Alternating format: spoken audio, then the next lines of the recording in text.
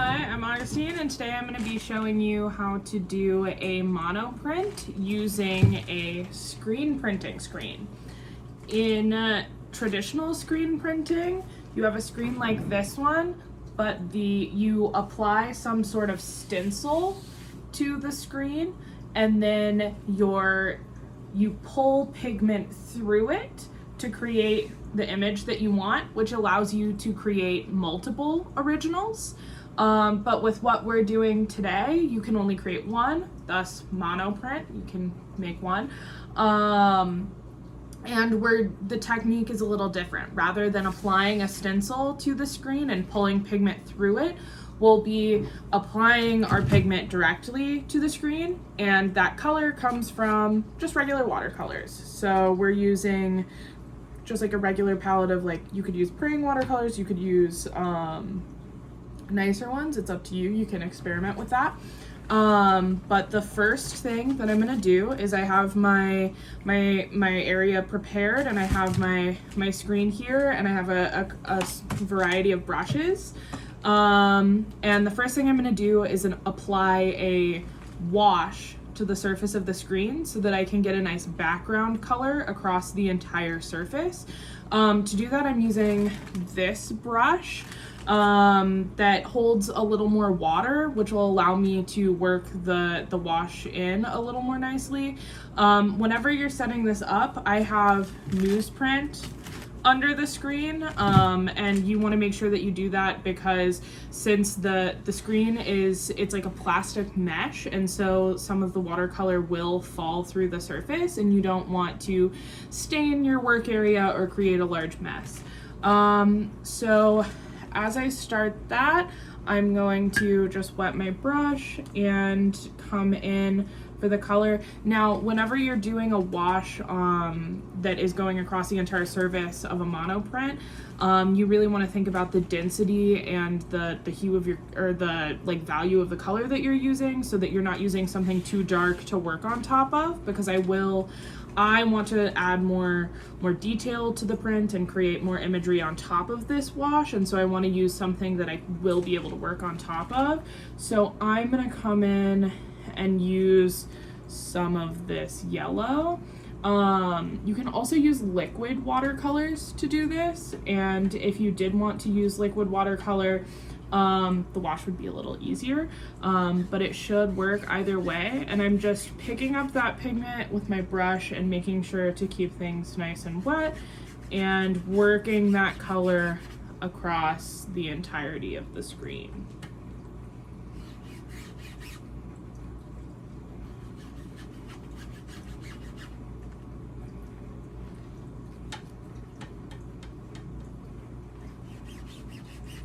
Because we are working with watercolor, and the screen is open and you can get air through it, it does start to dry kind of quickly as you're working, and that's okay.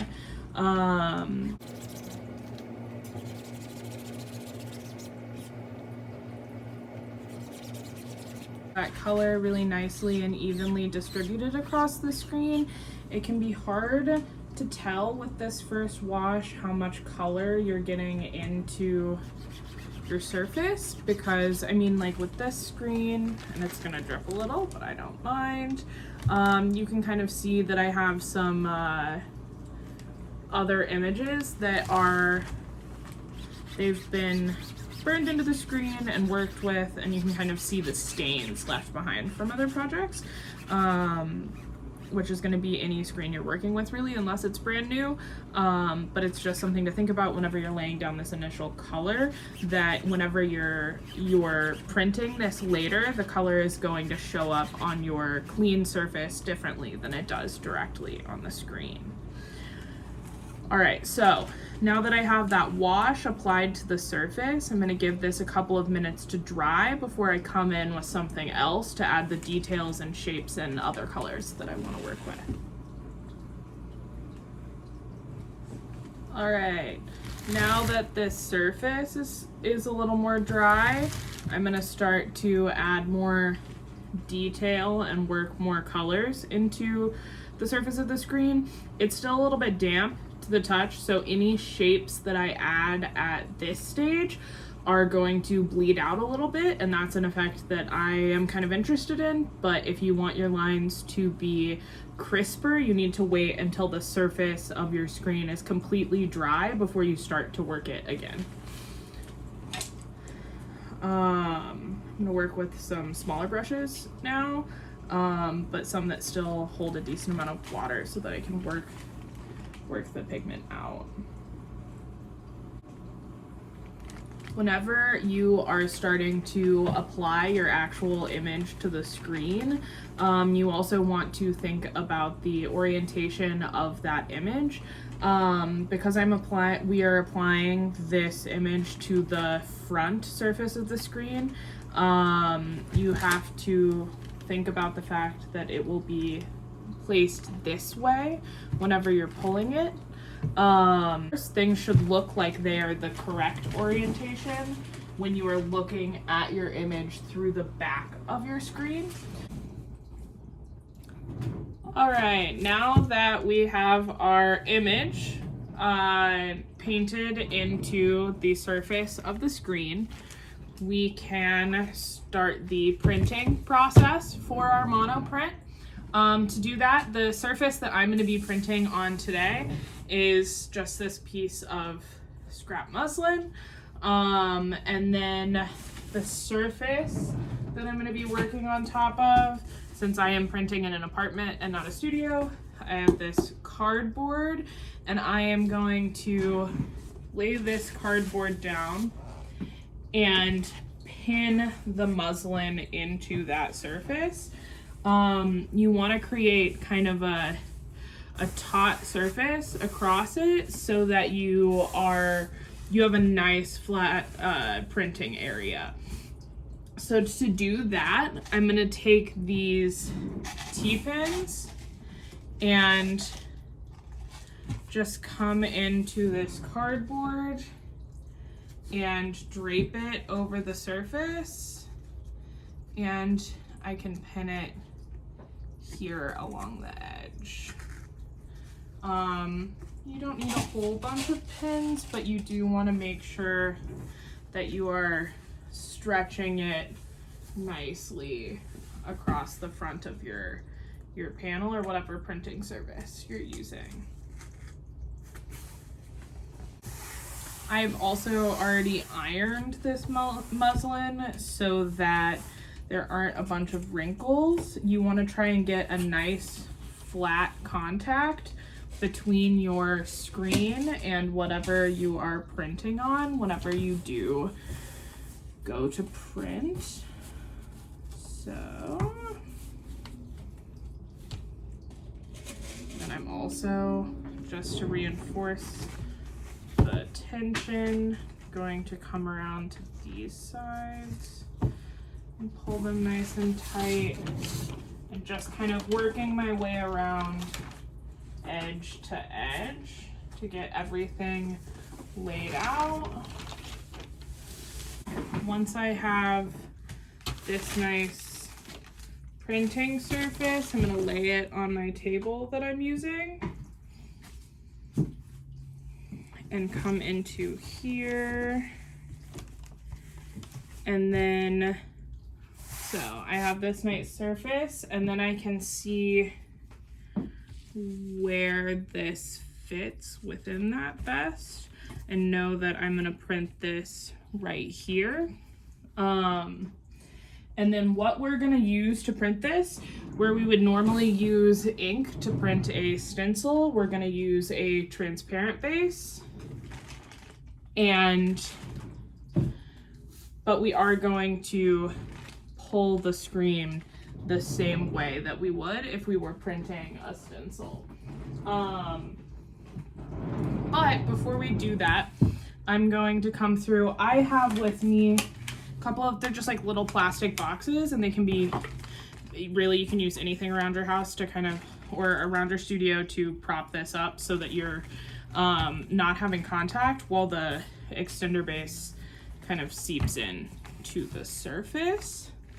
So I'm gonna come through and use a pretty generous amount of this, and you lay out a stripe of this across the top of your screen.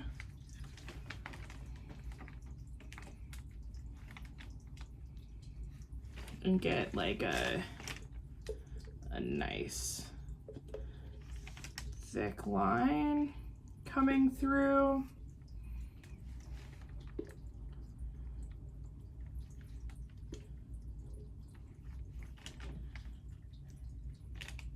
Okay, now that I have a really generous amount of my transparent base on my printing surface, or on my screen, I should say, I'm gonna come through and take my squeegee at this angle and push it across the screen. Again, this is not on top of the surface I'm printing on. This is just, you can do it on a dirty work surface.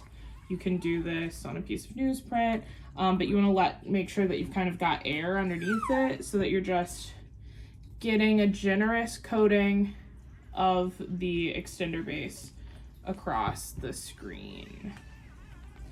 And I do like to leave this on there for 2 or 3 minutes before I pull it through the screen to rehydrate some of the inks that I'm working with. But you can also pull more quickly, but you just want to do some experimenting and see what times works best for you and the screens and the paints that you're using. All right, now that that has had a couple of minutes to seep into the surface, I am going to take my screen and carefully align it with my fabric. You want to find a nice placement and stick with it, because once you have your screen put down, if you lift it up after it's flooded and move it around, you're gonna have kind of what are called kiss marks or ghost prints, where you're seeing pieces of your image that are not your actual print and can interfere with what you're trying to do. And so at this point, I am going to clamp down my print, or my screen, to my printing surface, to my table, so that everything stays in place while I'm working. And then we will pull our screen and see what our print looks like. And then you want to stabilize this as best you can. And as you're printing, you can print with one hand or two if you have the opportunity to use two. You can generally get a more even coverage throughout the print, and you just want to take this at about a 45-degree angle and pull the squeegee from one end of the screen to the other. Then you can lift up this extender base and plop some of that down on the end, and then you're gonna keep pulling through it. And you wanna do this a bunch of times. I will probably pull the screen about 10 or 15 times, just to make sure that my image is coming through as saturated as I want it.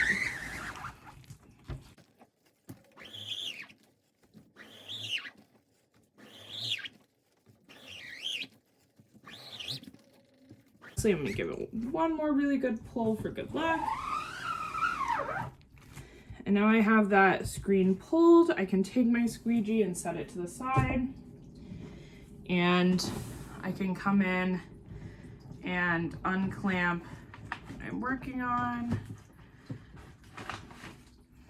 And then take it, you can pop your screen off of the surface. And then this is the print that is left behind.